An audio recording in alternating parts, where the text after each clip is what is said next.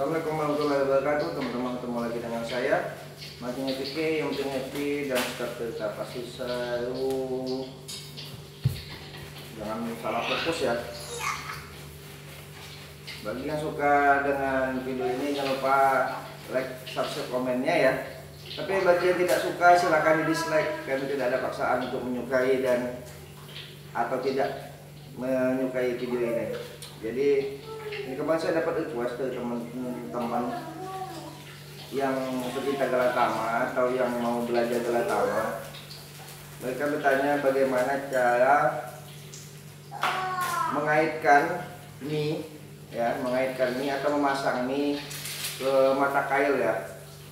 Oke, jadi untuk sebelumnya saya jelasin dulu bahwa Galatama ini yang saya videokan selama ini yaitu Galatamanya itu Galatama bawal sama patin.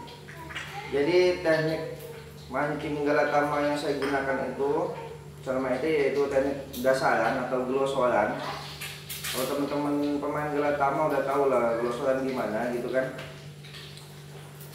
Jadi pertama-tama itu saya akan jelasin dulu awas deh rangkaian pancing ya, rangkaian mata kail buat main glosoran atau dasaran bawal dan patin itu bukan galapung, bukan Galatama pelampung. Jadi ini benang PE ya, benang PE yang saya gunakan ini PE X8 yaitu biasanya saya gunain PE1 ya. Untuk Galatama ini bawal dan patin orang-orang biasanya menggunakan itu 0,8 PE 0,8 sampai 1,5. Tapi saya lebih menyukai PE1 karena lebih sensitif. Cuma paling permasalahannya kalau pas angin lagi kencang PE1 akan melayang. Dan kalau jatuh di air dia melayang, nggak langsung turun gitu kan. Tapi itu lumayan bagus kalau buat untuk make mie gitu kan. Terus setelah PE1 itu saya gunakan lidar. Lidar itu maksimal saya gunain yang 25 lips. Lidar 20 sampai 25 lips gitu kan. Karena kan bagi saya itulah yang ideal. Tapi kalau teman-teman lain ada selera yang lain nggak masalah. Terus habis lidar itu, nah ini yang penting, ada seling. Jadi habis lidar itu seling ya, seling yang dikaitkan atau dipasang ke mata kail ya, selingnya itu supaya tidak mudah putus. Teman-teman tahu lah gigi bawal kayak gimana kalau patin nggak putus. Nah di sini kami ada variasi. Di seling ini ada stopper 3. Ini gunanya buat menahan umpan baik mie atau pelet yang lembut gitu, biar enggak apa ya, enggak jatuh gitu kan, enggak lepas gitu kan, enggak mudah lepas. Dan ini mata kailnya nomor 8 sampai 10 yang gede. Ini enggak saya dekatin dulu. Kalau teman-teman nggak kelihatan, maaf ya, ini saya pakai kamera belakang. Nah, kelihatan nggak? Ini rangkaian mata pancingnya, agak diperdekat. Ini mata kail ya. Tadi ini mata kail. Nah, ini seling dilapisi stopper 3. Ini lidar. Dan ini PE1. Oke, sekarang request teman-teman yang bertanya bagaimana cara memasang mie ya ke mata kail. Simple aja teman-teman, mie nya kan begini ya, kita pilih dulu mie ya. Ini buat umpan, tapi kalau yang ini buat makan saya ya. Nah ini mata kailnya, tinggal dibeginikan saja. Nah inilah gunanya stoppernya itu. Kalau kami pemain Galatama, biasanya naruhnya bukan di sini, tapi di stopper atau di seling. Saya lepas dulu ya. Nah gunanya ini nanti saya jelasin. saya pasang dulu. Ini tinggal begini aja kalau saya biasanya. Nah, ini naikkan ke atas, masukin ke dalam. Nyimpul biasa aja, ya kan? Nah, yang ini, yang satu ini keluar. Ini saya prakteknya dalam keadaan perlahan ya, biar teman-teman bisa lihat. Kalau praktek di lapangannya nggak mungkin selama begini. Nah, ini biar begini aja. Nah, ya. Oke, udah begini aja. Nah, bentuk mie begini udah pastilah bisa ya.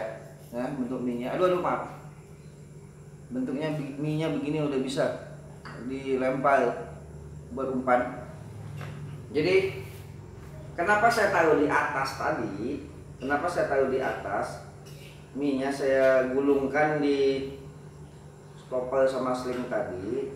Pertama, stopper mesti buat nggak mudah lepas ya. Terus mie-nya ini akan mulai begini. Bawal atau patin atau ikan itu sifatnya makannya main sedot. Jadi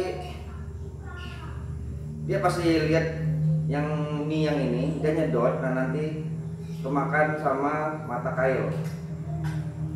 Atau sebaliknya, misal saya gulungkan di atas, dia pasti makannya mau makan mie dan dia ikan predator dia nggak memperhatikan lagi yang namanya mata kail itu, dia langsung sedot-sedot aja.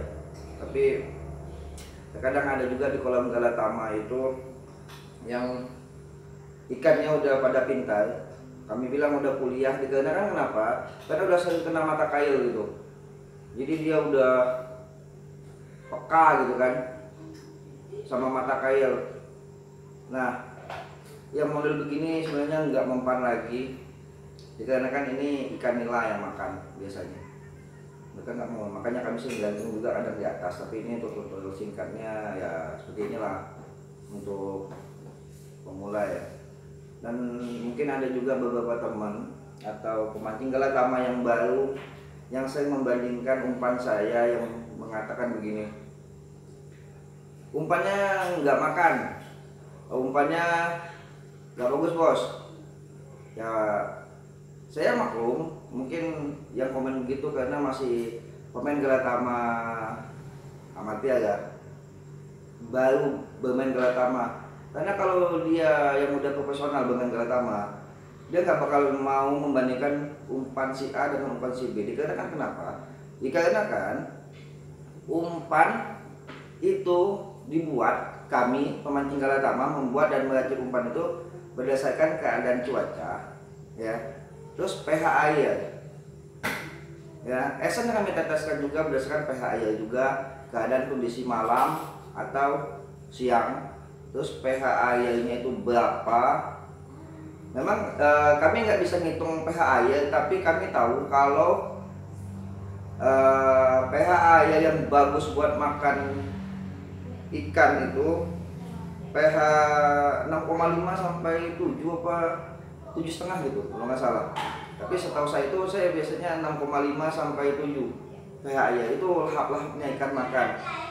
Nah, perubahannya kapan? Perubahannya itu misal musim hujan, di saat musim hujan itu pH air akan tinggi ya. Jadi yang seharusnya 6,5 itu bisa jadi 7 atau 8 gitu.